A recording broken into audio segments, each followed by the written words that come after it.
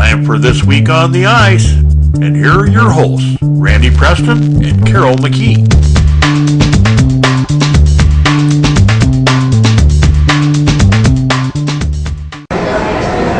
Good afternoon and welcome to This Week on the Ice, Hockey 605. I'm Randy Preston here with Carol McKee. Hi, Carol. Hi, Randy. It's good to be back at the Plex. It's great to be back at the Plex. I've been here all day. I've been here most all day. I think we ran in here to each other about the same time. About the same time. Yeah. Kind of had a busy hockey weekend again, and I know you were all over the place. Hockey-filled weekend. I love it. It's that time of the year. You know, when it's cold out like this, the only thing that's going to keep you warm is a hockey state of mind. Okay. So Yeah, I can relate with that. That's what we're going for, is that hockey state of mind, because we can appreciate winter more when So we have it. tell me a little bit about your weekend. Where were you? We started off yesterday morning bright and early in Sioux Center for the Sioux Center Sports Tournament. Came back, I think I did 24 interviews. We live streamed 4 games. Talked to some great players down there. Some really fun. The Squirts, I just love talking to those kids. They're great kids. I haven't been called ma'am so many times in one day. It was really nice.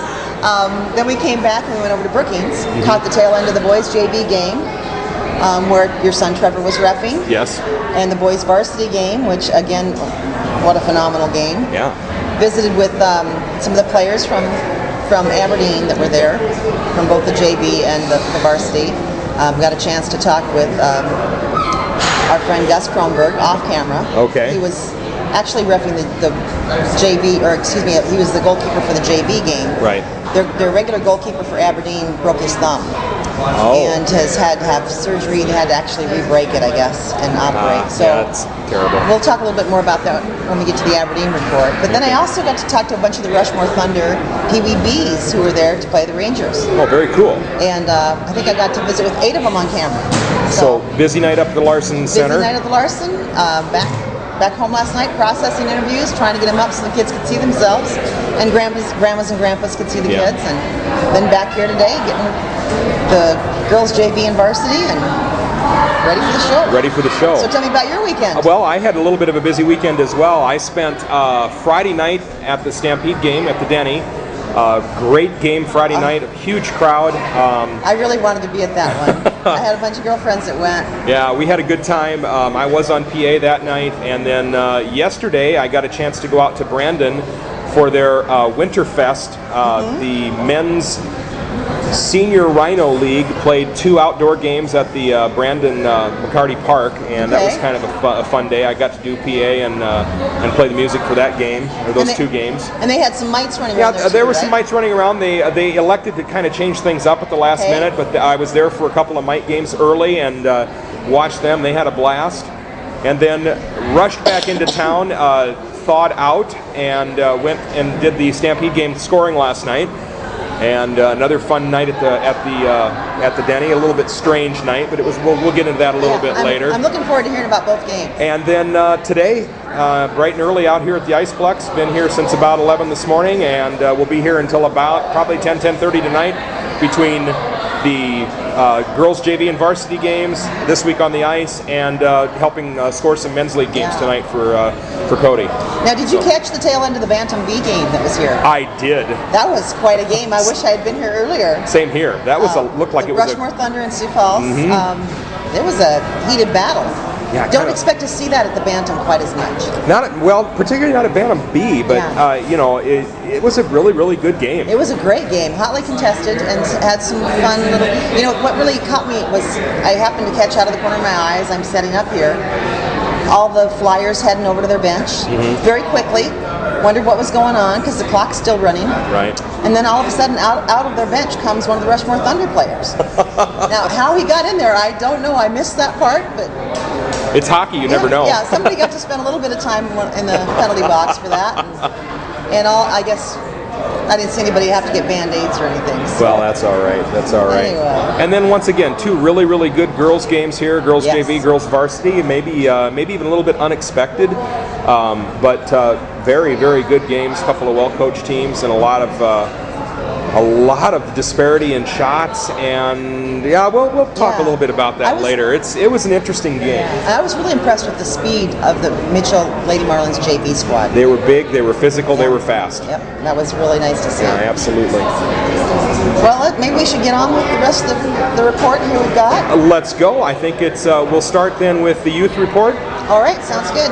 Before we do that, I think, Randy, we want to pay our respects to a hockey legend. Yeah, absolutely.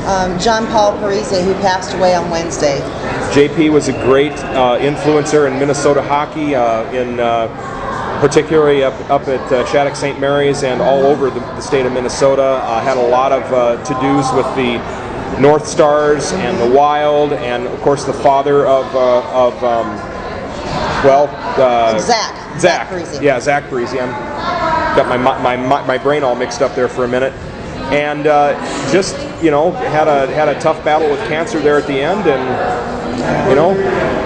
it was a tough loss. Yeah, and I know the hockey community that knew him and were impacted by him, and he had a very wide impact. Have been mourning his loss this past week. Our friend Noelle Needham of Legacy. Of Legend Hockey, she posted on the Facebook page for Sioux Falls Junior Stampede 14U that the Sioux Falls Junior Stampede 14U Tier 1 was one of the last major moves that JP Parise made before he became really ill. She said JP, Donna, and Noelle were brainstorming candidates to take on the coaching job for the U14 team and to lead the program. Okay. And they agreed that Mike Deitch, am I pronouncing it rightly? I believe so. JP's very good friend was the man for the job, and JP gave Mike the push and the confidence to do it. And Noelle was expressing her gratitude to him for his impact on the South Dakota program. It's very cool. And JP is going to be missed a lot, particularly, of course, with his family. I know that Zach took a couple of games off from the Wild to mourn, and he's back. I believe the Wild playing a game tonight down in Nashville, if I'm not mistaken, and he was planning on playing tonight. So what better way to honor your dad than play the game that he loved? No doubt. The Parise family, by the way, has requested that any memorials be directed to the Defending the Blue Line. It's defendingblueline.org. It's a charity that supports military hockey families. Yeah, it's a very, very widely known charity in the hockey circles, and Defending the Blue Line is a great opportunity to give back to hockey and to help military families that really may not be able to afford. Kids may not be able to afford to play hockey because their parents are overseas. That's what that's all about. Okay, what a great program. Very much so. Excuse me. Oh, Carol, you're having a terrible time. Are you going to be okay? I think I'll be all right. I think I'll be all right. All right, no problem. I'm not going to be able to be on the ice for too long. I'll be up there for a short time. All righty, let's go on to our youth hockey update. Beautiful. Aberdeen Cougars. Yes. They held their Mites Jamboree yesterday at the Odie and the Expo. Okay. That Aberdeen Cougars program is on the move. They're still looking for an ED. Okay. Randy and I got to watch the Cougars and Rangers JV and varsity game last night in Brookings, and so impressive. Yeah. We'll talk a little bit more about their varsity games during the varsity section of the show, but I did get to interview, as I mentioned, Brandon Christensen, Jacob Milbrandt, and Nick Dalco after the games. Nick Dalco is, as I mentioned, sharing the goal with Gus Kronberg for both JV and varsity. But there's just a lot going on up there, and I'm looking forward to getting somebody from Aberdeen back here with us again. Yeah, absolutely. It's great to see Aberdeen, an historical program with youth hockey in South Dakota, really back on the upswing again. They've had quite a few tough years, and it looks like the numbers are back up again, and the quality of the play is back up again. It's really great to see. I've got a lot of friends up in Aberdeen. I'm loving it. It's a lot of fun. It's great to see their program on the move. Yeah, no doubt. Well, Brandon Valley Ice Cats, I spent yesterday over in Brandon, once again, working the Winter Classic, which was just a ton of fun. We've got an outdoor rink out there at McCarty Park. They've got glass and boards. They've got a shelter house that is the players' benches, and worked with the Sioux Falls Rhino Men's Adult League, which is their senior league. Actually, it's called the Senior Rhinos. It's kind of cool, but they had just a really kind of fun day out there at McCarty Park. They did 2 concurrent mite games, half-ice games, going across the ice. And the Sioux Center and Brandon Valley Ice Cats taking on each other on both sides. You don't really get scores with mite games, but they looked like they were just having a hoot out there on the ice. And then we had the 2 senior Rhino games, and I do remember, and I don't remember the exact scores of the games, but I do remember that one of them went to a shootout. Oh, wow. It was a very, very cool game. Exciting. Yeah, a lot of fun. It's like fun. A lot of fun. Why don't we take a quick break and for a word from one of our sponsors? Sounds good. And welcome back to Hockey 605's This Week on the Ice. Randy Preston here along with Carol McKee. And we're just in the middle of our youth hockey report, and I think the Brookings Rangers team is next. Is that correct? They are. All right. The Brookings Rangers have their Mites A and B tournament coming up January 16th through the 18th at the Larson Ice Center. They have teams coming from Sioux Falls, the Owyhee Capitals, Omaha, Lincoln, Sioux City, and of course Brookings. Really good participation there for that very event. great. They also have a Termites tournament coming up January 31st. And then I got a chance yesterday to visit with Coach Donovan Peterson over in Brookings. He's pretty excited about their girls U19 and U12 tournament that's coming up for boys 6th through the 8th. No doubt it's going to be the largest girls hockey tournament in the state. Okay. It is full. They have teams from Minnesota, Minnesota, Nebraska, South Dakota, and Canada. Wow. In the U19 division. I think there's 3 or 4 teams from Canada. Oh, very cool. And they also have teams from Minnesota, North Dakota, and South Dakota in the U12. All right. So that's going to be a really fun tournament for girls. And they're already hearing back from some college coaches that are planning to be there, so good opportunity. Very much so. They have the BISA Squirts A and B tournament coming up in February. That is also full. They'll be drawing teams in from Minnesota, North Dakota, South Dakota, and Nebraska for that one. All right. So, it looks like most of the tournaments are getting pretty full. Okay. If you're looking to get in one, you might want to let them know and maybe get on the reserve list, because sometimes things happen and teams can't come. Yeah, I've seen that many times. So, and then going over to Huron. Yes. The Huron All-Stars boys, we talked last weekend that they were at the Moorhead Golden Potato Tournament. Right. They did take 3rd in that tournament last weekend. Oh, very cool. So good for them. Yeah. Mitchell Marlins, we were going to have Coach Cody Denny here with Mitchell after the girls' game. I'm not sure what happened. Maybe he forgot sometimes after the game. Happens. It happens, and we'll catch him up another time, hopefully, to join us as a guest.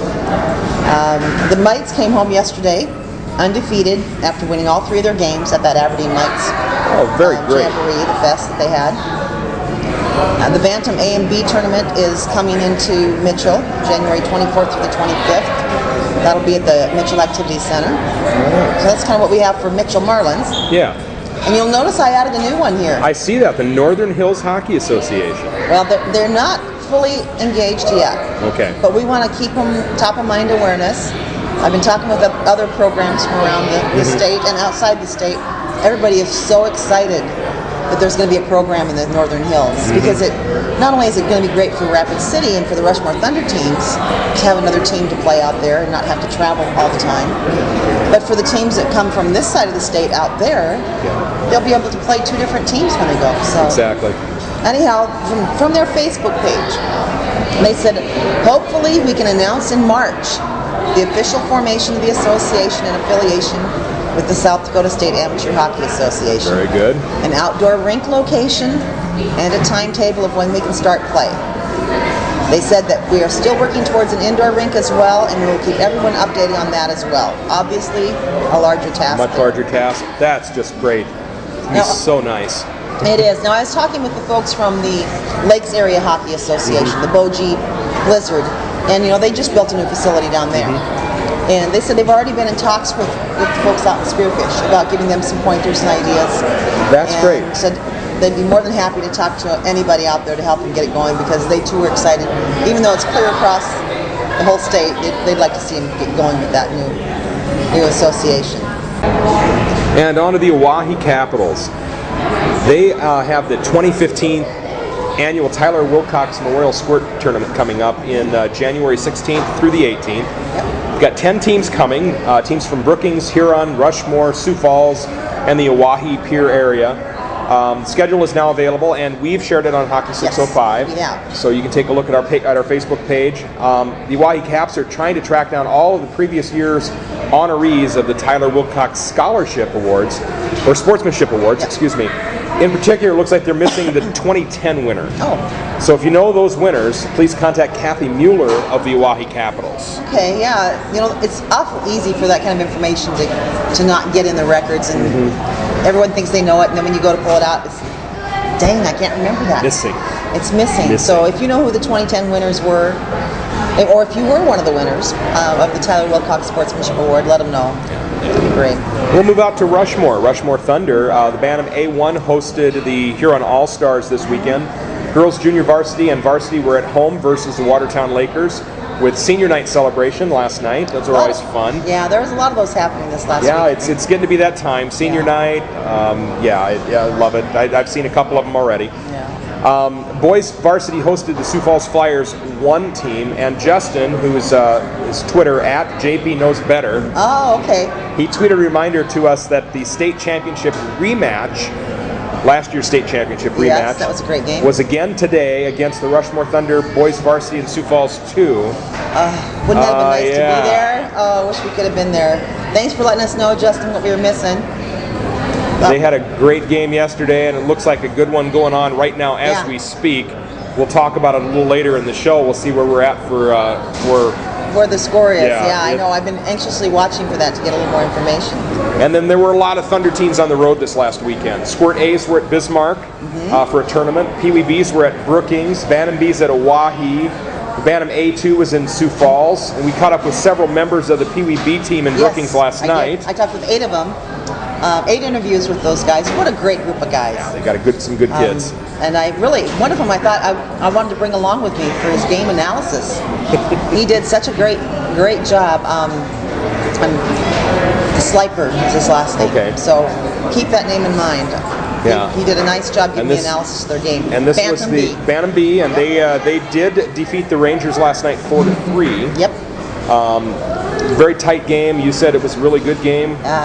They almost lost at the end, but they were able to hold on and prevail over the Rangers. And then today I noticed they all gave me their analysis of what they were going to do differently today. It looks like it worked. Okay. Because I believe they won 6-5 today. There you go. There you go. And then you took a little trip down to Sioux Center this week. I did. We were at the Squirt BNC tournament, as I mentioned at the top of the show, was this weekend at the Vernon Arena in the Sioux Center All-Season Center. And we were there. We live streamed the first 4 games of the tournament. Had some great feedback from grandmas and grandpas. Love to get that. They had 7 teams there. Yankton Miracle was there. 2 teams from Sioux Center. Okay. Laverne, Minnesota. First time I'd had a chance to visit with kids from Laverne. And then the Bogie Blizzard of Lakes Area Hockey Association had 2 teams there out of Iowa. Just a great group of kids. We enjoyed watching the games, enjoyed visiting with the kids. In fact, I pretty much lost my voice yesterday after interviewing 24 coaches and players there in a very short time frame. I understand. I also visited with Steve Westra, who's the tournament director. Okay. Had a great interview with him. Such great hospitality you always get from Sioux Center. And then Karen Burgerton Hill is going to be the SDAHA State Pee Wee B tournament director. Okay. So she gave us a little bit of information about what people can expect there, and talked about what hockey has meant to her family. So that interview is out there now. What a great story. Very nice. And I know that Sioux Center did such a nice job last year with the Pee Wee A tournament. I can't imagine that's going to be any less with the Pee Wee B tournament this year. Yeah, it'll be a fun time. And we're working with them to live stream those games this year. Very good. So we're looking forward to that. It's going to be another one of those weekends. Pee Wee A tournament, Pee Wee B tournament, Pee Wee C tournament, kind of all over the place. Well, and we'll be going different directions because we're trying to cover as much as we can. There you go. Fortunately, we have lots of cameras. Yeah, that works. And the Flyers, they have a tournament coming up. I believe it's next weekend. Next weekend, Pee Wee A, right? Pee Wee A Icebreaker tournament, and it'll be here at the SCHEELS IcePlex, and it is full. It is full. So they've got all the teams. Yep, all their tournaments are full for the Flyers. Okay, so next weekend here we've got Pee Wee teams from Brookings, Mitchell, the Sioux Falls Flyers East and West teams, and they'll join teams from out of state, from Omaha, Des Moines, Windham, and Devil's Lake. Now I haven't got to see the Pee Wee teams from Windham or Devil's Lake yet, so that'll be fun. This will be a lot of fun.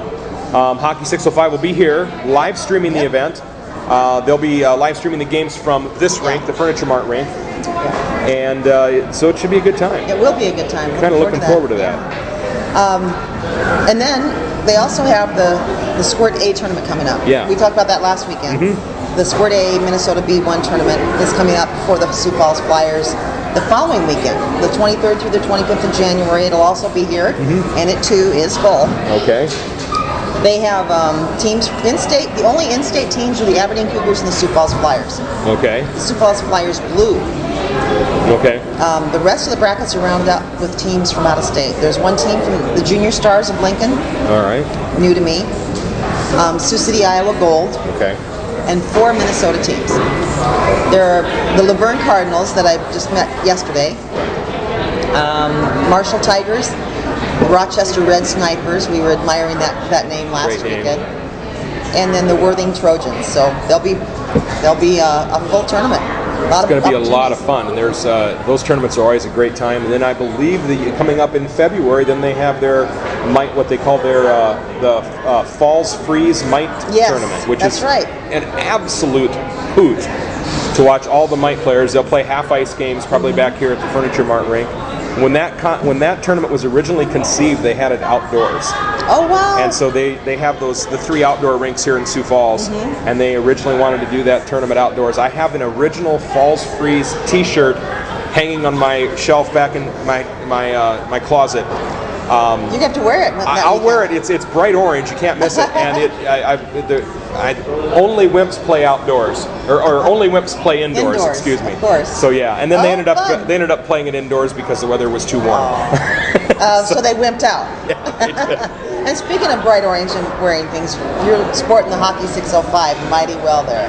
Yeah, Randy gave it up for about an hour while I was doing the show here. But I like it. Looks good, Mr. Hockey. Thank you. Let's see, then Yankton Miracle. Yes. Their Squirt AB tournament is coming up at the end of this month, from the 31st of January through February 1st, and it looks like there may be room for one more team in the B division. All right.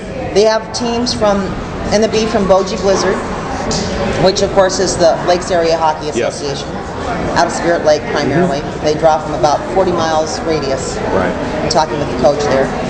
From the Aberdeen Cougars, the Rushmore Thunder, Tri-City Junior Storm, and the Watertown Lakers, and of course the Yankton Miracle.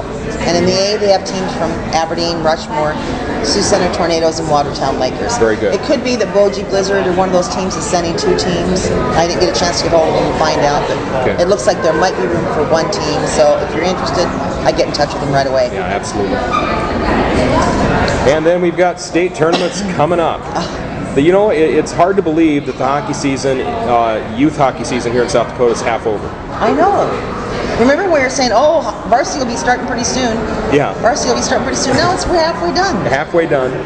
And we're talking tournaments now. And you'll notice if you go out on the South Dakota Amateur Hockey website, all the teams are kind of starting to line up, and we're getting a little bit better feel for what's going on at the various levels. And it's an interesting challenge out there. There's quite a few of the hockey leagues that are just really, really competitive this year.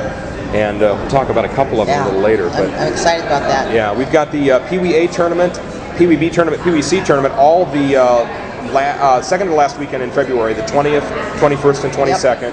Pee Wee A's are going to be in Huron. Right. B's are in Sioux Center. And the C's are going to be in Mitchell. Right. So the C tournament's small. I should have only got, I think, 4 or 5 teams, if I remember right. Not real big, but the A and the B are both good sized. Yeah, they're both going to be full tournaments. Lots and lots going on. Following weekend then is the tournament that's going to be the, I'm going to call that the referee killer weekend. Yeah. They need something like 20 officials to work those 3 tournaments, and they've also got tons of league games that weekend too. Yeah, there's still going to be some boys varsity and girls varsity. Boys varsity JV, girls varsity, and then that's the girls JV tournament weekend. But the Bantam A weekend, our Bantam A tournament is up at the Odie in Aberdeen. Bantam B is right here in Sioux Falls. It'll be here at the probably the feature rink, I'm guessing. Imagine. And then the girls JV tournament will be out in Oahe, and that's the weekend of the February 27th, 28th, and March 1st. Yeah. And it's going to be a busy hockey weekend. That's going to be a busy weekend, and it's not like they're all right here. Everything is kind of spread out all around the state. Yeah, Aberdeen, Sioux Falls, and Oahe, you're getting around when you go to those 3 different places. It's kind of unfortunate that they have to do that. Yeah. Because, it'd be nice to be able to be at all the tournaments, and it'd be nice to not have the referees stretching them all so thin issue. But if you don't do it that way, we're going to be doing hockey tournaments over Easter. Yeah, we'll be doing hockey tournaments until the end of April. Yeah. And so this is the way you have to do it. Yeah, there's worse things. I totally understand. Following weekend is the weekend of March 6th, 7th, and 8th, and that's the weekend of the Boys JV tournament and the Girls Varsity tournament. Boys JV down in Yankton this year. They're hosting a larger state tournament this year than they have in the past. This will be kind of interesting. They'll do a great job, no doubt, and with all their improvements to their facility down there, it'll be a great tournament. And I talked to some of their squirts at the tournament yesterday, and they're pretty proud of that, having those nice new locker rooms, bleachers, and heated area. They're pretty excited for people to come down there and check out their rinks. So. Yeah, it'll be fun. And then the Girls Varsity Tournament is all the way on the other side of the state out at the Rushmore Thunderdome, same weekend. Once again, that's a big tournament. I think that's 10 or 11 teams, if I'm not mistaken. And it'll be a great time. It will be. Now, I'm hoping to be able to be out there for that to live stream games. Okay.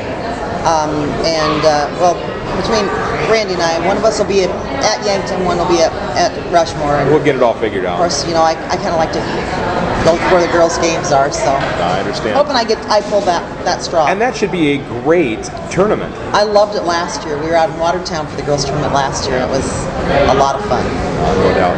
And then, of course, the I guess you want to call it the crowning tournament of the year, the Boys Varsity Tournament. Of course, the Boys Varsity up at the Larson Ice Center in Brookings, weekend of March 13th, 14th, and 15th. I know I'm going to be up there helping with PA and music. They've already asked me to do that this year. I'll do whatever I can to help out. It's a fun tournament. They're great people up there in Brookings hosting that tournament and organizing it. And they've got some exciting new things planned up there. I'm really excited for that, to have them come on the show and talk about what they're going to be doing to make it even better. And the crown jewel of hockey in the state tends to be the boys varsity, and they have some exciting things planned for that. So looking forward to having them come and talk about that. Also, Randy, the Sam Tronis Memorial Foundation is underwriting part of the cost of a special Planet Hockey goalie-only skills clinic in Mitchell this summer. So they've reduced the cost drastically for players, or for goalies to go, and they want to help make it available at a lower rate. So the Sam Tronis Memorial Foundation kicked in some money to get that rate down. For more information, players, goalies, you can go to sdaah.org. The story about it is right on the front page. They're extending the early registration to January 31st, which will be here before you know it. Yeah. So you need to go to the SDAHA, South Dakota Amateur Hockey Association website to register and get the discount codes before January 31st. All right. And while you're sitting there reading that, I'm pulling up the Bantam A standings right now. So we'll take a look at what's going on in Bantam A. All right. Top of the league right now is the Rushmore Thunder Bantam A1. They have 23 points, 11-0 on the season.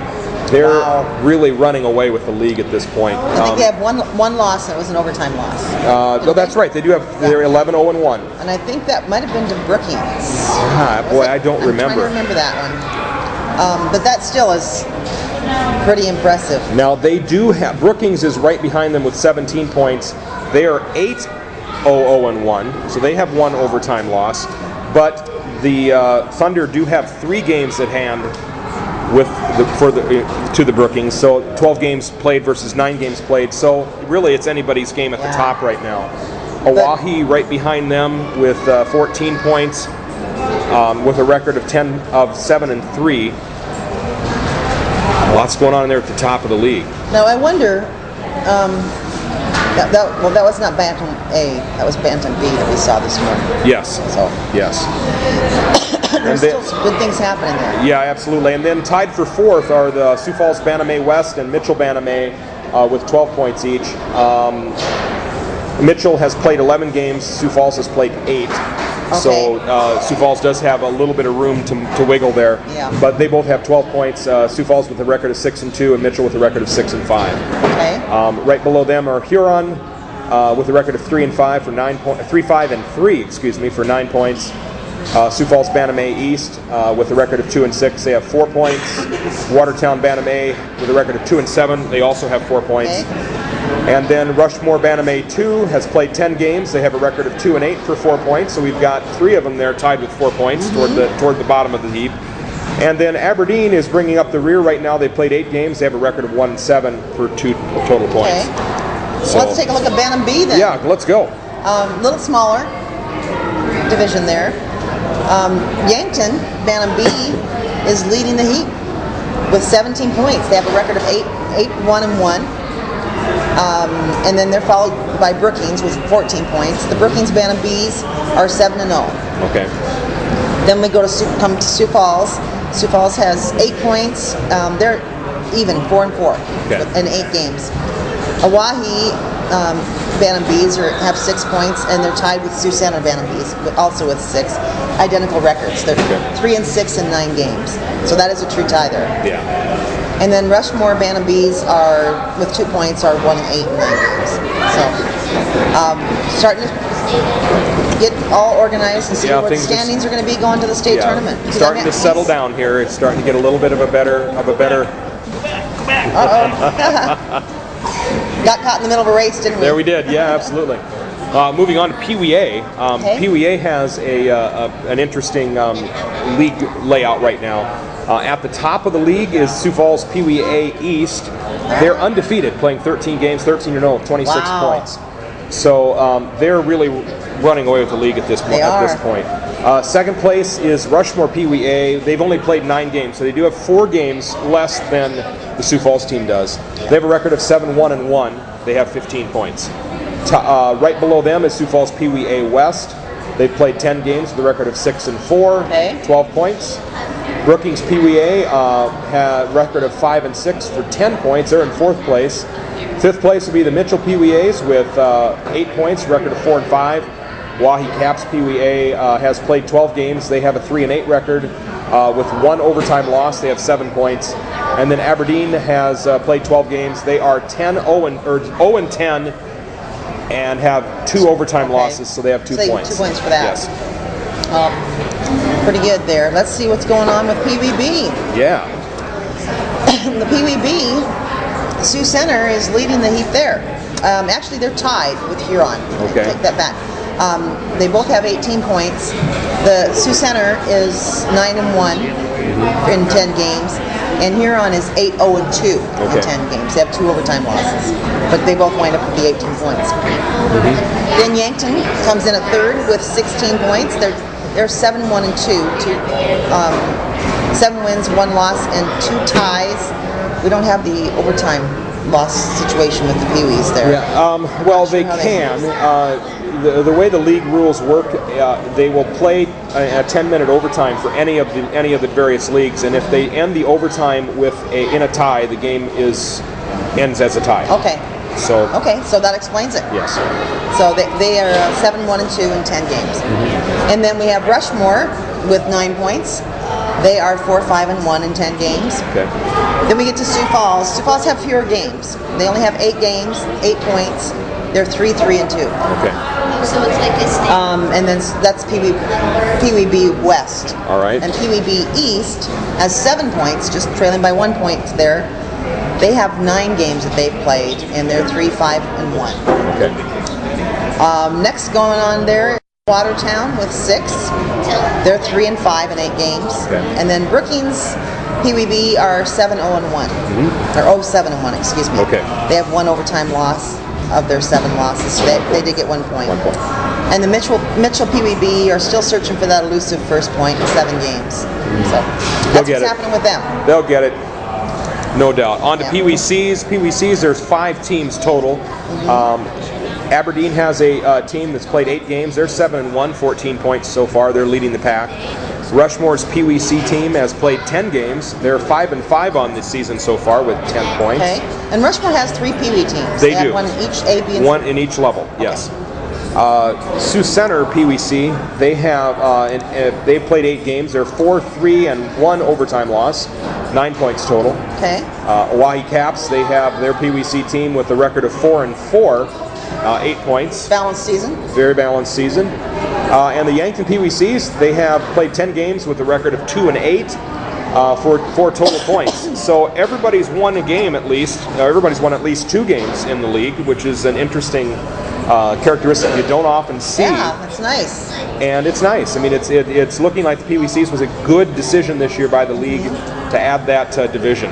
Well, and and a lot of the tournaments now have added both divisions there, and it gives them an opportunity for those kids to get more playing time. So yeah, no doubt, no doubt. It looks like a good decision.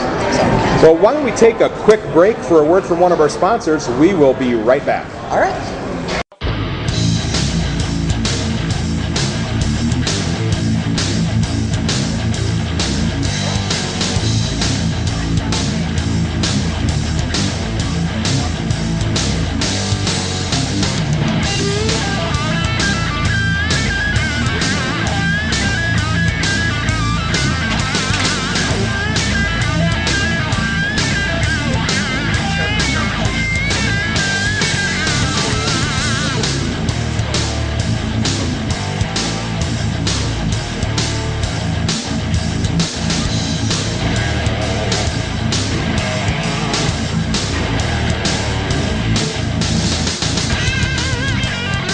Hockey Headquarters, assisting all your goals.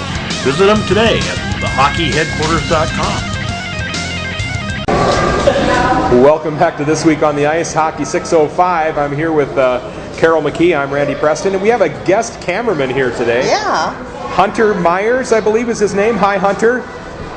He's doing a great job. He's doing a great job. Randy's just kind of standing there right now. Yeah. But you know, when you can delegate, what a great deal. Yeah, great training too. We always need more cameramen. There you go. Way to go, Hunter. We appreciate it. We appreciate it. Well, we're moving on. It's varsity time. Yes, it is. And there was an incredibly busy weekend in varsity hockey around South Dakota. We'll start with the girls JV. All right. And I got to pull that back up here. And they had a few more games. 7 games over the weekend.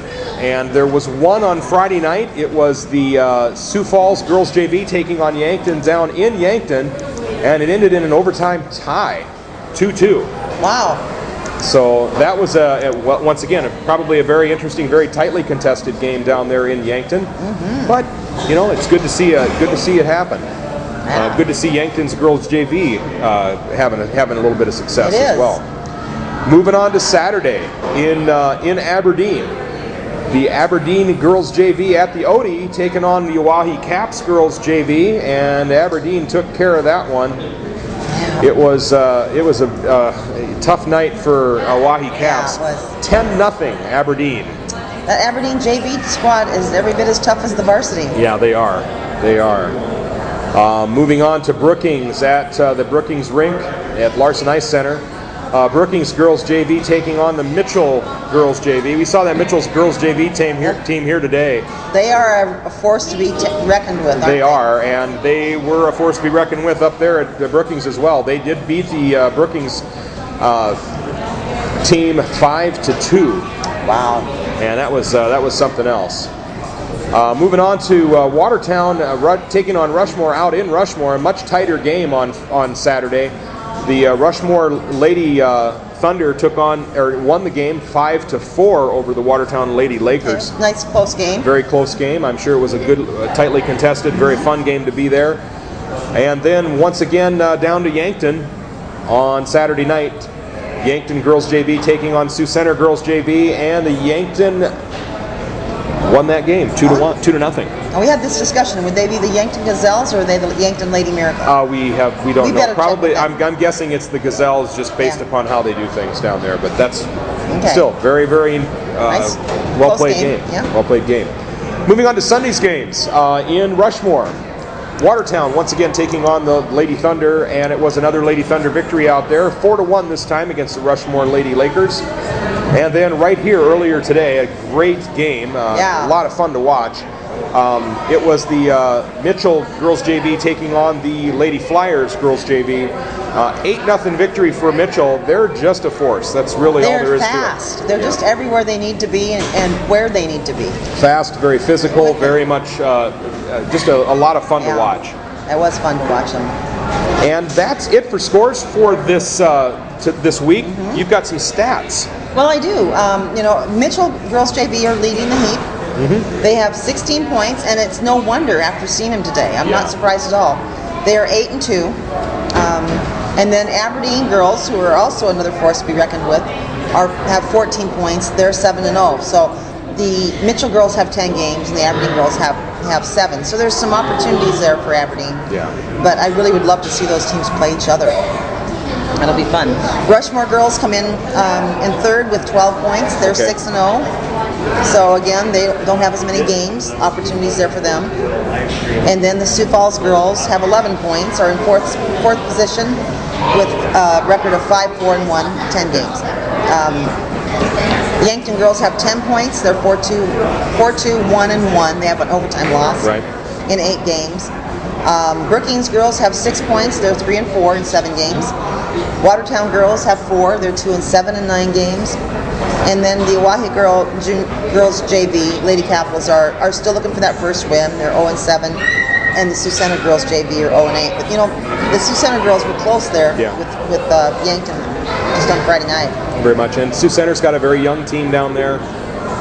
It's kind of is what it is. You have to suffer through a little bit to really gain some success. Pay your dues, and it'll happen for you.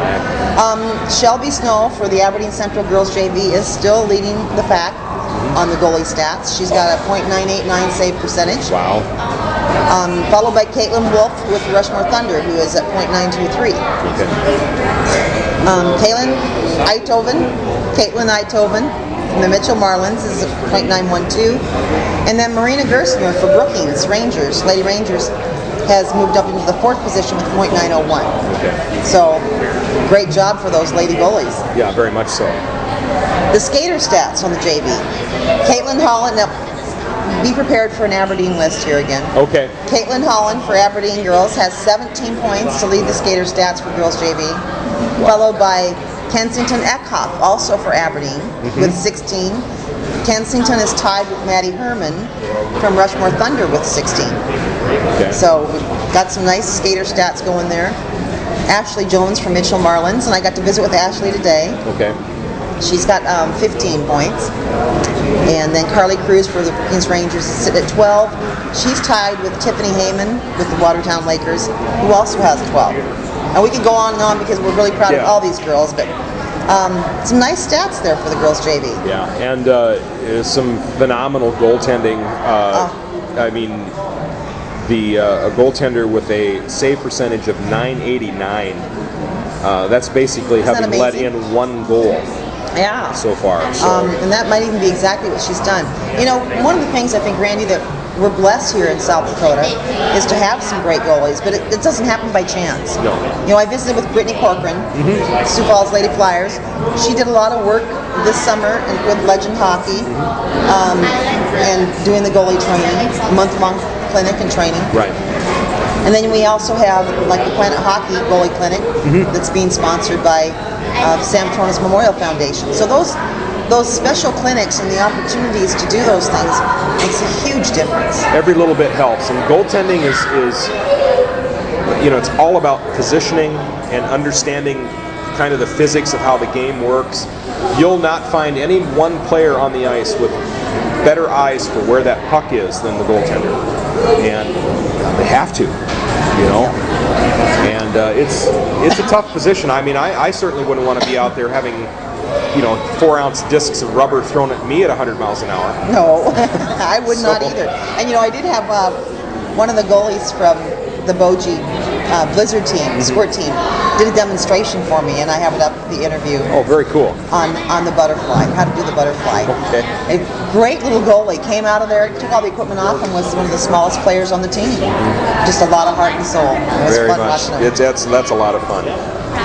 Moving on to girls varsity. Yay! Here we go. Lots of games. Once again, girls varsity. They had 9 games this weekend. Wow. That's an awful lot of games. Coming off of a tournament weekend, we had very few girls varsity weekends girls varsity games last weekend to a 9-game weekend. Well, and there's only 8 teams, right? Yeah. So somebody got at least one team got 2 games in. There were a few. Starting in Huron on Friday night. Huron All-Stars taking on the Lady Cougars from Aberdeen. 12-0 victory for Aberdeen. They are just on fire. And nothing much you can say about that. I can't wait to see them play again. And then out in Rushmore on Friday night, Rushmore Lady Thunder taking on the Lady Lakers from Watertown. 7-0 win for Rushmore. Once again, Rushmore's got another force out there. It's going to be an interesting end of the year. Oh. Cannot wait to see Rushmore and Aberdeen play each other. I know. Well, and Rushmore, Aberdeen, Brookings, the Lady Flyers are coming on strong. Yeah. There's just a lot happening. It's going to be interesting. It's going to be a great end of the year. Going to be a great tournament as always. Moving on to Saturday night, 3 games on the tilt for Saturday. Aberdeen taking on the Oahe Lady Caps. 9-2 victory for Aberdeen Lady Cougars. The Caps got in 2. They did get in 2. The Caps got in 2. Good for them. Then down to Brookings and the Lady Rangers taking on the Lady Marlins from Mitchell. A 6-2 victory for Brookings. Okay. So not necessarily unexpected, but that's a good victory for Brookings as well. Moving on to Rushmore, another rematch on Saturday night of the Friday night game. Rushmore Thunder taking on the Lady Lakers. 9-0 victory for Rushmore on Saturday night. So lots and lots going on once again out there, and they got a great goalie on that Rushmore Thunder team. They do. They do. It's hard to get any in on her. And we're moving on to today's games, and they are all final. Yay, they are, yes. Yay. All right, so in Huron today, Huron Lady All-Stars taking on the Brookings Lady Rangers. Lady Rangers with the victory 13-1 over at the Bergman Arena in Huron. Up in Aberdeen, Lady Cougars taking on the Lady Capitals from Oahe. Victory for the Lady Cougars again, 12-1 earlier today. Out in Rushmore, another rematch. Rushmore Thunder taking on the Lady Lakers from Watertown. A 11-1 victory for Rushmore. Watertown got a goal in there, though. They did get a goal in. And today, the game here, really the feature game today at the Furniture Mart rink, was the Sioux Falls Lady Flyers taking on the Lady Marlins from Mitchell. A very, very good game. Yes, it was. 4-2 victory for Sioux Falls. And it was an interesting game. Very physical game. These girls don't mess around. They do not. And as I recall, the Mitchell outshot the Sioux Falls team almost 2-1. They did. And we had Brittany Corcoran in goal for the Lady Flyers, just stopping everything thrown at her. I talked with a couple of the Mitchell Lady Marlins after the game, and they said they're taking the shots. They just got to be able to figure out how to get more of them to go in. Yeah, exactly. And that's what they're working on. They're a young team.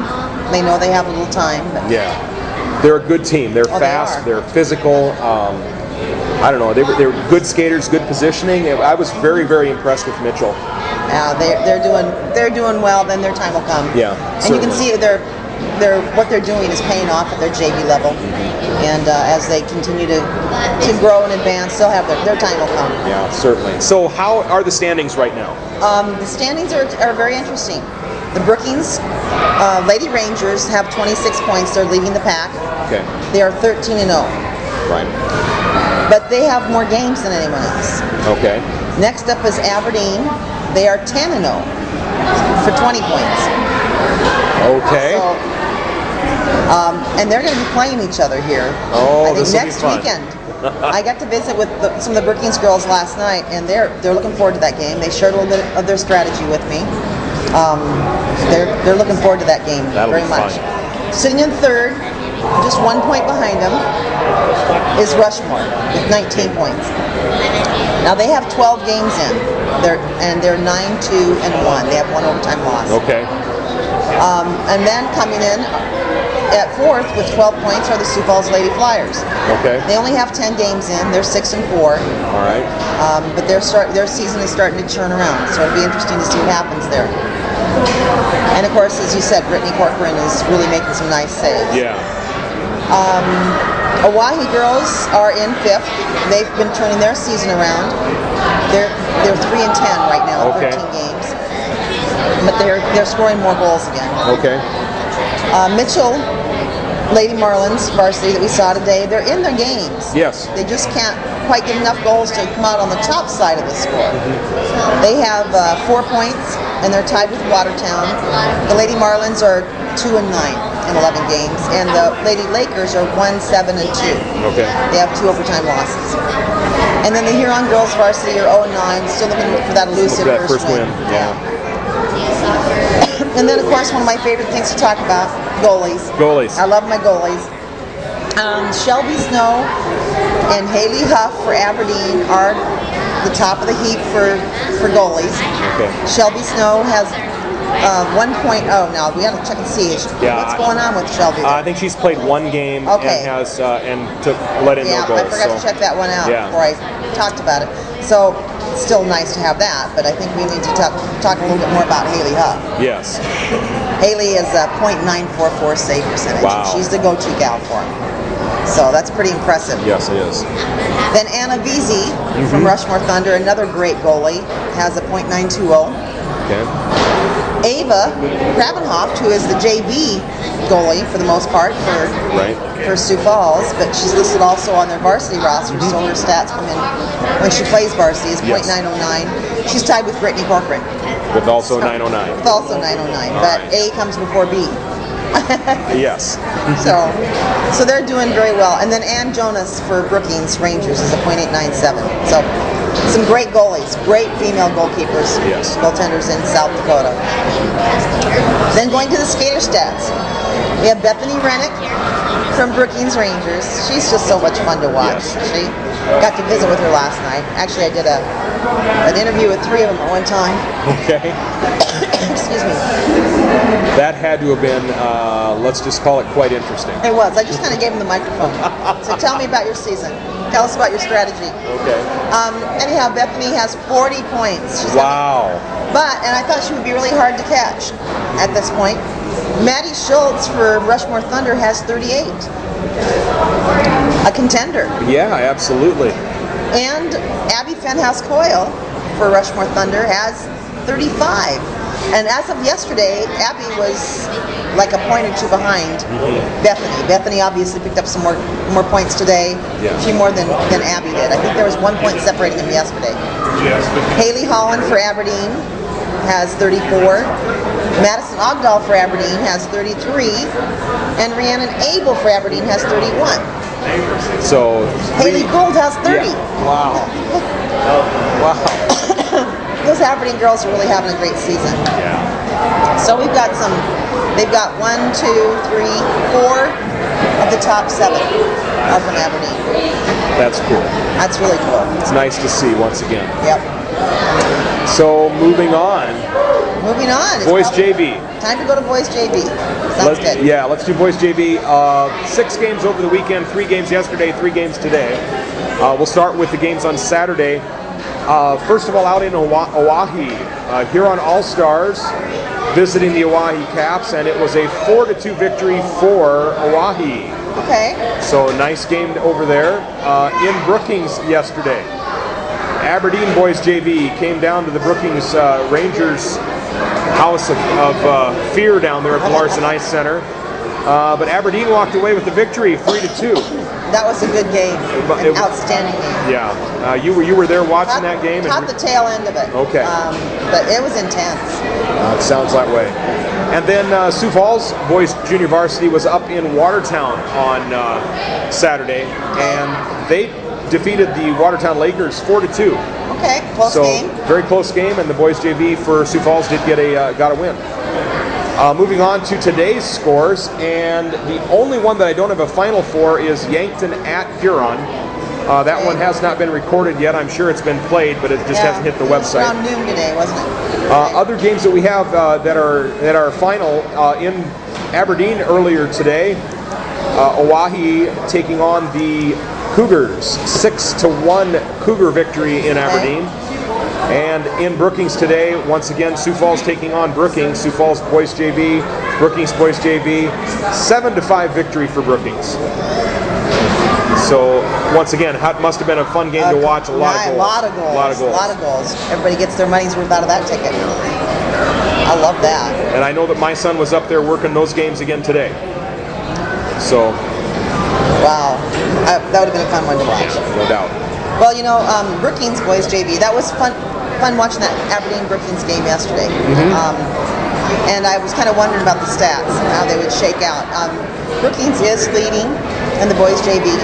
They have 11 points. They're 5-1-1. They have one overtime loss. Okay. That loss we happened to see yesterday. Okay. And it was to Aberdeen. Aberdeen has 8 points. They're 4-1 in 5 games. And Sioux Center boys JV also has 8 points. They're 4-2 in 6 games. Okay. Then we have Oahe boys JV taking up the 4th position. Right. With 7 points. They're 3-4-1. We have, Rushmore boys JV with 6 points. Huron boys JV, Yankton, and Sioux Falls all have 6 points. So from top to bottom in boys junior varsity, we have 5 points separating the top 9 teams. A lot can happen there. A lot can happen. Yep. And then bringing up the rear, we've got the Watertown Lakers with 1 victory, 1 4-1 for 3 points. But once again, junior varsity is really up for grabs. It really is. And I'm not sure if there's that much parity between them all, or if it has to do with players being moved up to play varsity, changing things. Yeah, well, that'll definitely change things. It'll certainly, they'll tend to save a lot of their better junior varsity players for the varsity game that same day. Yep. So that gets to be kind of tricky. I'll go ahead and do the goaltender stats here real quick. We've got quite a few of them. The 2 Aberdeen Cougar goaltenders, we've got Gus Kronberg and Nick Dalco. Gus Kronberg leads the pack with a .951 save percentage, and Nick Dalco right behind him with a .950 save percentage. Yep. That's pretty incredible. 2 goaltenders that tight. And I did mention that they're taking turns. Yes. Between varsity and JV, because their regular goalie, and I think that's Landon Danielson, is the one who broke his thumb. Okay. And then on to Huron. Huron does have 2 goaltenders listed as well in the top of the boys JV stats. Tyler Starrett and Dylan Peterson, both with a .938 save percentage. Never know what's going on there for sure, but it's kind of cool seeing that. Yeah, it is. When you have 2 players from the same team, 2 goalies. And then out in Oahe, Matt Pease with a .926 save percentage is in 5th place, and then Matt Sassman from Sioux Center with a .913 is in 6th. So those are all the ones that are above 900. Above 900. Isn't that impressive? It's incredible. That's wow. Incredible. Skater stats. Go ahead. Skater stats. There's that name we love to see, Johnny Hockett. Yeah. That's just a great name for a hockey player, I think. Johnny Hockett from Brookings has 19 points. And he's quite a bit ahead. We have a tie for second between 3 players. Zach Fendrick and Drew Norwick, both of the Oahe Capitals, have 11 points. And so does Dan Brugdenhill of Sioux Center. So they all have 11 points. Okay. And then, tied for what would actually be 3rd, although we have 4 players ahead of them. Yeah. With 10 points, we have 4 players. Kirby Selleck from Brookings, Akron Krodo from Brookings, Keaton DeYoung from Sioux Center, and Keaton Davis from Sioux Falls Flyers. All have 10 points. Pretty impressive skater stats there. Yeah, it's, once again, boys JV totally up for grabs. It's going to be a fun tournament and a fun end of the season for boys junior varsity. Moving on to varsity hockey. Lots and lots. Are you okay? Let's take a quick break. Well, let's take a quick break. We'll be right back. Thanks. Getting recruited by college coaches is more difficult every year. There are thousands of other athletes competing for your position. MyPlayerPage.com is the best place for athletes to showcase their personal and player information. Check us out today at MyPlayerPage.com. Any sport, any athlete, any state, any city, champions all. And on to varsity hockey. Big weekend. Big weekend. 9 games total in varsity hockey over in South Dakota. Starting on Friday night in Watertown. Watertown Lakers taking on the Mitchell Marlins. An overtime victory for Watertown, 5-4. Wow. That had to have been an absolutely great game. And where was that one at? That was in Watertown. In Watertown. Moving on to Saturday, 4 games on the docket for Saturday. Starting out in Oahe earlier in the day, taking on the Huron All-Stars. Oahe Capitals 6, Huron All-Stars 3. Okay. So another win by the Oahe Caps. They're on a roll. They are. They are on a roll. And then at the Larson Ice Center last night, Aberdeen Cougars taking on the Brookings Rangers, and Aberdeen with the win. And that was exciting. That was so exciting. I believe Aberdeen was up 3-1, and Brookings pulled the goalie and got a goal back, 3-2. I'm really excited. There was about 2 minutes left when they did that. Okay. Then we're getting down to the wire about 1 minute, and I could hear some of these there were some squirts down in front of me. They're saying, pull the goalie, pull the goalie. Pulled the goalie with a little less than a minute left. Making some good efforts, but Aberdeen wound up getting an empty net goal. Okay. And so that 4-2 score. But what an intense, exciting game. The crowd was going crazy. That's really cool. Yeah. That's really cool. And once again, it's nice to see the Aberdeen Cougars on an uptick right now. They are just on fire. You know, I think people across the state are talking about the Aberdeen. Both the Lady Cougars and the Cougars are just having a very good season. Very much so. And I know, they're still looking for an executive director. So talk about an opportunity to get into an up-and-coming program. No doubt. Out in Rushmore last night at the Thunderdome, Rushmore Thunder taking on Sioux Falls Flyers blue team. The Sioux Falls boys varsity won. It was a 7-3 victory for Rushmore. Okay. Big victory for the Thunder. Tough loss for the Sioux Falls team. Yeah. And then once again back up in Watertown, the Watertown Lakers taking on the Sioux Falls Orange team, the boys varsity number 2 team. And it was a Laker victory. Excuse me. Watertown Lakers 7, Sioux Falls Flyers 1. Okay. And then on to today's scores. Once again, another rematch of the state championship. Yeah, 4 games today, a rematch once again of the state tournament. It was out in Rushmore Thunder at the Thunderdome taking on Sioux Falls Flyers boys varsity 1. And it was a turnaround from the night before. Sioux Falls winning 4-1 over the Rushmore Thunder. So those were a couple of good back-to-back games there. It certainly was, and it's once again going to be a great end to the Flyers, or to the overall hockey season in boys varsity here. I cannot wait. It's going to be exciting. Up in Aberdeen today, Oahe Caps came into town and took a 3-2 victory. The Aberdeen Cougars. So once again, Caps are on a roll. I hadn't heard that one yet. Yeah. Interesting. That's new. That is interesting.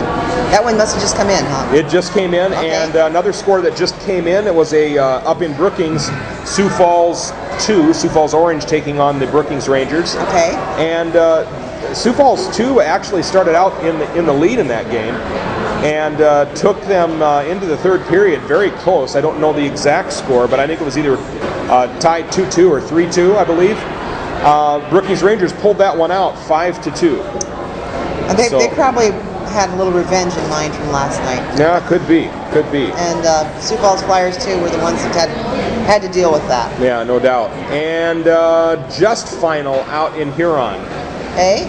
Huron boys varsity 1, Yankton boys varsity 0. Oh, close game. Final game, another close game. So lots of great boys varsity hockey, and that last game seriously just went final on us. So wow, yeah, because I was watching it here. Well, and that Yankton just got their first official win last weekend. Yes, they did. So that was pretty exciting. Well, Sioux Falls, with everything that's happened this weekend, I just refreshed it. Sioux Falls won. Sioux Falls boys varsity 1 blue team are leading the pack with 13 points. They're 6-2-1 in 9 games. Okay. Hot on their heels are 2 teams. The Oahe boys varsity, who have 6-1 with 12 points in 7 games, and Rushmore boys varsity, who also have 12 points. They're 6-2 in 8 games. Not much difference there. No. And then hot on their heels are 2 more teams. Watertown boys have 11 points, 5-2-1, identical record to Mitchell, who with 11 points, 5-2-1. Followed up by Aberdeen boys varsity who are 10, 5-3. in 8 games with 10 points.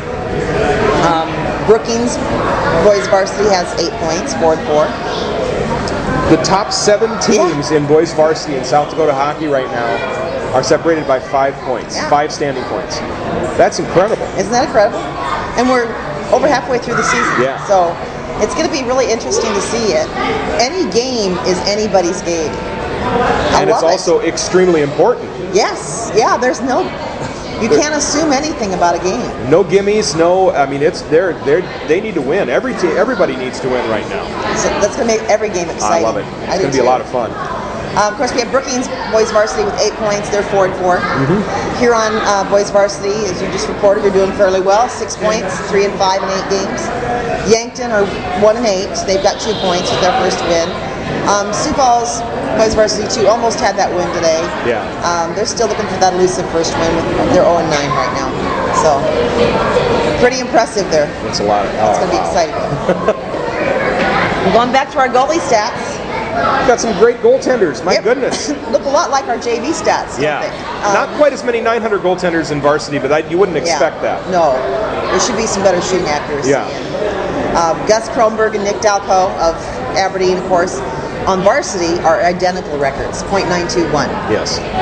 2 Aberdeen goalies leading the heap, and they are sharing that goal. Then Adam Grady for Sioux Falls Flyers 2 is sitting in 3rd position with a .913. Well done, Adam. Very nice.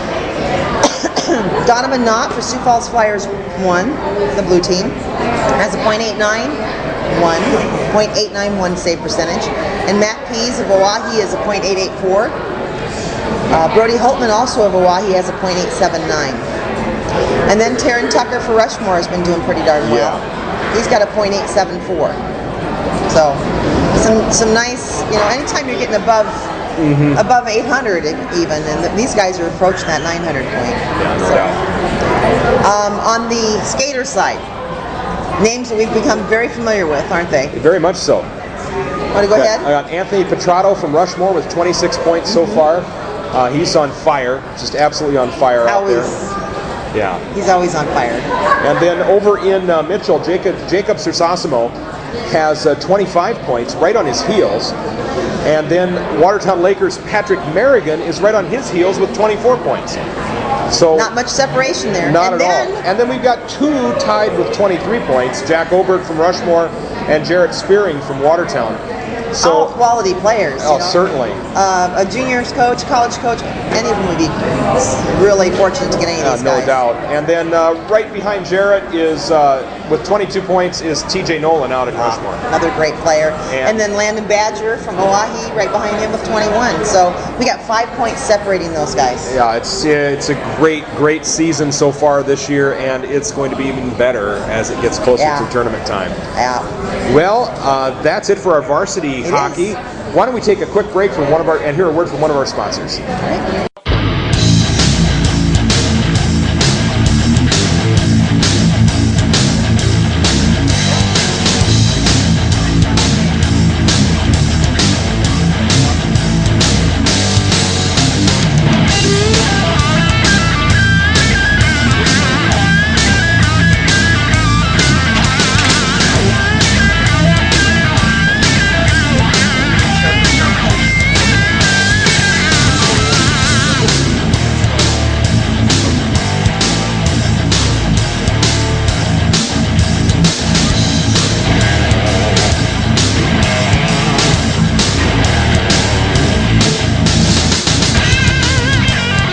Hockey Headquarters, assisting all your goals. Visit them today at thehockeyheadquarters.com. And welcome back to Hockey 605's This Week on the Ice. I'm here with Carol McKee, Randy Preston, and it's time for our junior and pro report. Yes, I'm eager to hear about how everything went this weekend. Yeah, it was an interesting weekend.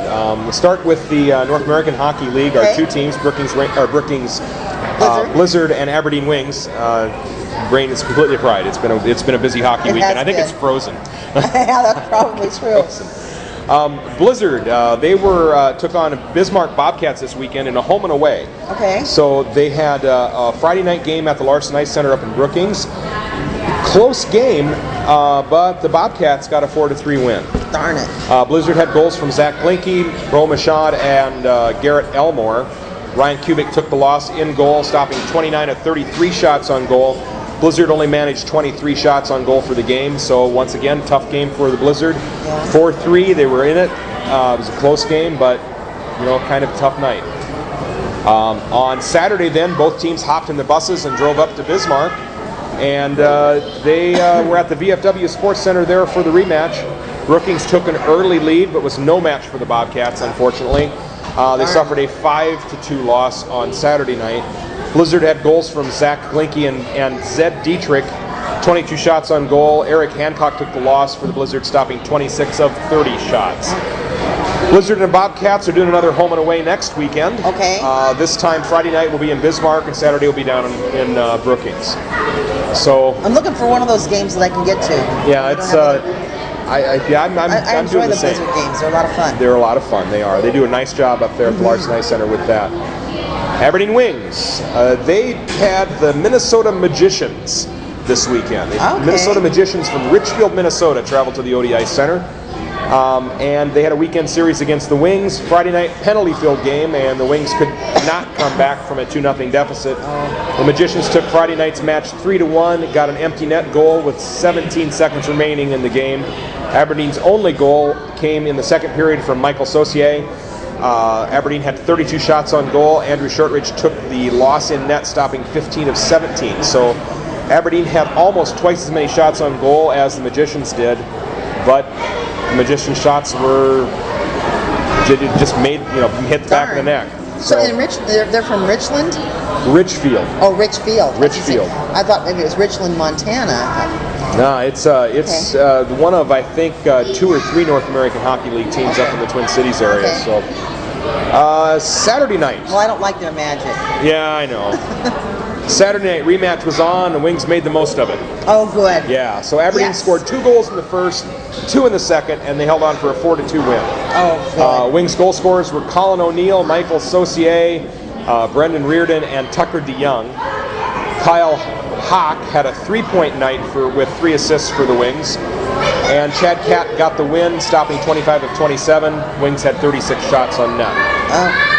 Next weekend, Minot, the Toros, travel down to the OD Ice Center for a pair of games on Friday and Saturday against the Wings. Okay. So for standings, I'd love to go to that. Yeah, it would be fun too. So for standings, that's where it gets a little interesting. Aberdeen gained 2 points this week, but that didn't really move anything in the standings. Everything pretty much stayed the same. Minot is still in the lead with 52 points in the Central Division. Austin is in second place with 46 points. Bismarck in third with 41. Aberdeen is in fourth place with 36, and Brookings brings up the rear with 28 points. Still anybody's ball game. You've got average of about 36 games played so far. I believe they play 60 games in their season, maybe even more. So there's quite a bit. Still need to get out there and support your team. Yes, absolutely. Support the Wings. Support the Blizzard. Get out there and support them and help them. Yeah. Help them get a few more points and move up the standings. And I know, get them into postseason play. I know the Blizzard would love to get a few more people in the stands there for their game in Brookings. They're having a little bit of a tough time with attendance, but get out there and support. It's a great time. We've gone to several of their games last season. Our schedule hasn't helped us out this year, but I'm looking forward to getting over there before they're done. Yeah, exactly. Well, on to the USHL and the Sioux Falls Stampede. Alrighty. 2 big games this weekend. It looked, the Stampede started the weekend tied with Tri-City for third place in the standings. Or third place in the Western Conference, anyway. 6 points behind first place Sioux City, 3 points behind second place Omaha. Okay. They played Omaha this weekend. They played Dubuque this weekend. Okay. So they played the 2 second place teams. And? Friday night at the Denny brought Dubuque. Stampede got out to a quick 2-0 lead, just 6.5 minutes into the game. Goals from Parker Toomey and Ryan Schwalbe. Dubuque scored just a few minutes later, but the Stampede dominated the first period, outshooting Dubuque 16-6. I had friends that were tweeting me pictures. Oh, it was and posting pictures and just tantalizing me for not being there. Yeah, it was a wild night. Hurd took a 2-1 lead into the locker room into the first. Second period, Dubuque struck first, tied the game at 2, and then they took a lead. ahead 3-2. The third goal by the Fighting Saints sent Stampede netminder Art Bride to the locker room, and he was replaced by Steph Leckus. Herd struck back just over a minute left in the period on a goal from Kiefer Bellows to tie it at 3. Dubuque outshot the Stampede 10-5, and the game was tied at 3 at the second intermission. So we're going to the third, tied at 3. Third was evenly played tilt. Herd's Dakota Joshua scored with just over 5 minutes remaining to take the lead. Dubuque kept shooting, but they couldn't get anything past the Herd's defense or Leckus goaltending. Stampede took the game 4-3, out shooting the Saints 29-23. Steph Leckus got the win, stopping all 10 shots that he faced in the second and third. Found it. It was a great game. I had an absolute blast doing PA for that game. I heard you did a great job. I was just really wishing I could have been there. Saturday night, the red-hot Omaha Lancers. I mean, we're talking red-hot Lancers. They had just suffered an overtime loss on Friday night to the Lincoln Stars. That was their first loss in 10 games. Wow. And so their last regulation loss. Red hot under the collar. Yeah. Okay. And the last regulation loss that the Omaha Lancers suffered, December 5th, against the Sioux Falls Stampede. So here we go. It's revenge time for the Omaha Lancers. They came out hard. They outshot the Herd 9-2 in the first period, scoring the only goal. In the second, the Lancers outshot the Herd 17-6. Scored the first goal of the period at the 9:40 mark. But the Herd decided the game wasn't over. Scored 2 goals within a minute of each other. 17-26, a goal by Lawton Courtnall.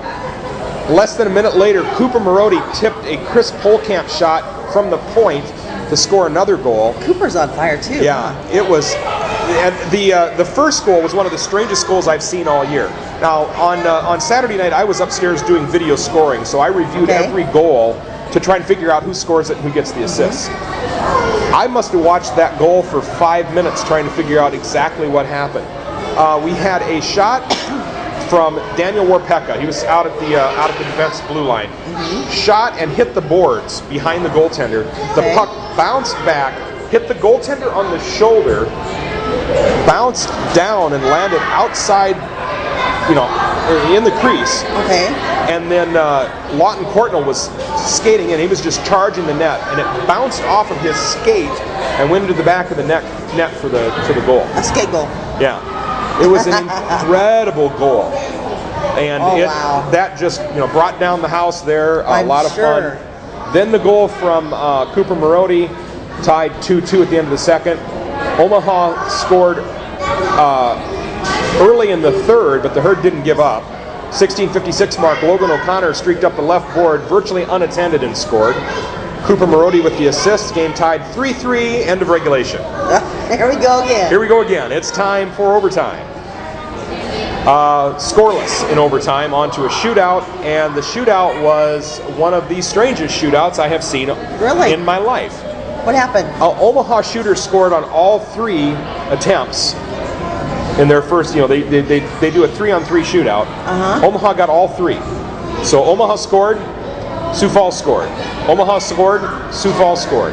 Omaha scored, and then it was up to Cooper Marody, and he got stuffed by the Omaha goaltender.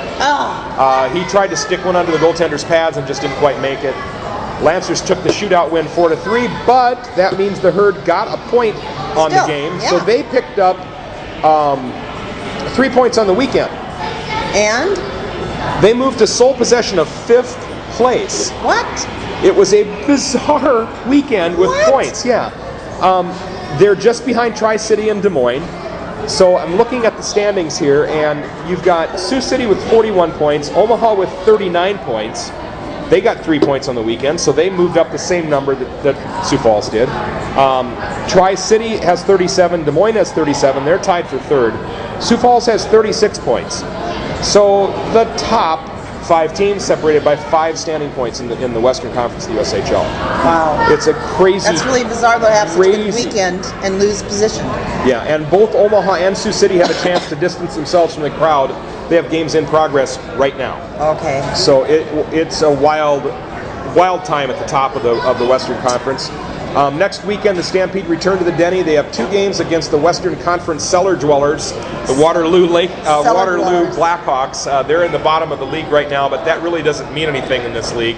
PK O'Handley, who's the coach for Waterloo, can do wonders with that team. He's the winningest coach in the USHL right now. So it could be a very, very fun weekend. Well, on to pro hockey and the Rapid City Rush. Rapid City had, they took on the Oilers, the Tulsa Oilers, 4 times this last week. 4 games against the Oilers. That's a lot of games against one team. Last Sunday, when we were here, they were taking on the Oilers in Tulsa. Oh, that's right. Revenge game for Rapid City. They did win that game 6-3. Oh, well done. Cody Ferraro had a hat trick and a 4-point game for the Rush. Other goal scorers were Dylan Clark, Daniel Tetrault, and Jean-Philippe Chabot. Danny Batacchio got the win, stopping 11 of 14 shots. So that means Tulsa only got 14 shots on goal in the entire game. Wow. The Rush outshot the Oilers 32-14 on the night. Well done, Rush. Yeah, absolutely. And well done to fans getting out there and supporting them and helping them with that revenge match. So on Tuesday, everybody picks up and travels to Rapid City where they're playing. Oilers traveled to Rushmore Plaza Civic Center, got their revenge. The Oilers took a 4-goal lead in the first, and that was it. Final was 6-0. Oilers outshot the Rush 24-21. Danny Batacchio took the loss in net. He stopped 22 of 18. Okay. So it was kind of a strange night. I know that I believe John Griggs either came in at the end of the first period and played a few minutes, but he got 2 shots on goal and let both shots in. So it was a tough night for the Rush goaltending. That's too bad. Friday night, another rematch. This one went to a shootout. Each team scoring only 1 goal in regulation. Rush got its only goal on the night from Jesse Schultz on the power play in the 3rd period. Daniel Barkzuk got the game-winning shootout goal in the 5th round. Rush outshot the Oilers 32-28. John Griggs got the start and the win, stopping 27 of 28 and stopping 4 of 5 in the shootout. Wow. So another great night for the Rush. Yeah. Saturday night, another rematch. Oilers got out to an early lead with a 2-1 score at the end of 1. Rush tied the game early in the second at 3-3. Oilers got a late goal, took a 4-3 lead, and the Oilers scored an empty netter with just 45 seconds for a 5-3 win. Got to try. Yeah, absolutely. Got to try. Rush had goals from Jesse Schultz, Cody Ferrero, and Patrick Cullen. John Griggs took the loss, stopping 23 of 27 shots. And that brings up a few days off for the Rush. They don't play again until next Friday. They have 3 games on the road. 2 against Quad City and then 1 against Missouri. Okay. They really have to travel quite a ways for their games. They do. That ECHL is a very, very large footprint, and the Western Conference of the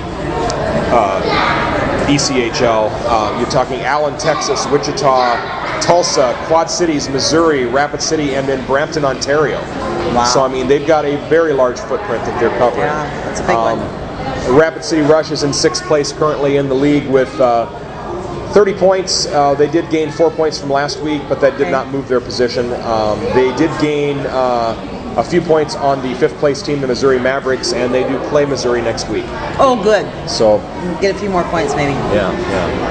Well, it's been a battle for the Rush with this new ECHL, but hopefully things will straighten out. And they got such a strong supporting fan base there that they're gonna be behind their Rush no matter what happens. They do. And I do have one other bit of news that we missed earlier that I'd forgotten to talk about. And it's once again, it's a Sioux Falls Flyers piece of news. Okay. But I heard on their they had posted on their website this week that they're getting ready to start a girls U12 team here in Sioux Falls. Good. It'll be, you've got the girls varsity, girls JV, and this will be a team for those players that are under the age of 12 for girls, and there's a few other associations around that are doing that as well. Brookings has one. Yeah, so it's going to be a nice deal. It's squirts or peewees for girls. It's kind of a neat developmental league for them. And it's a great opportunity because I think that if we're not careful, we lose girls at that age from hockey. So this is a great way to keep them involved and give them the opportunities, because after you get past squirts and peewees, there's usually the differentiation anyhow to the JV, and it'll be nice to have that. Well, all right. It's been a show. It's been a show. It's been a great weekend of hockey here in South Dakota as well. I'm looking forward to this week. It's going to be another wild weekend here in South Dakota. Cannot wait. Lots of tournaments, lots of league games, a couple of Stampede games, Brookings, Blizzard, Aberdeen Wings.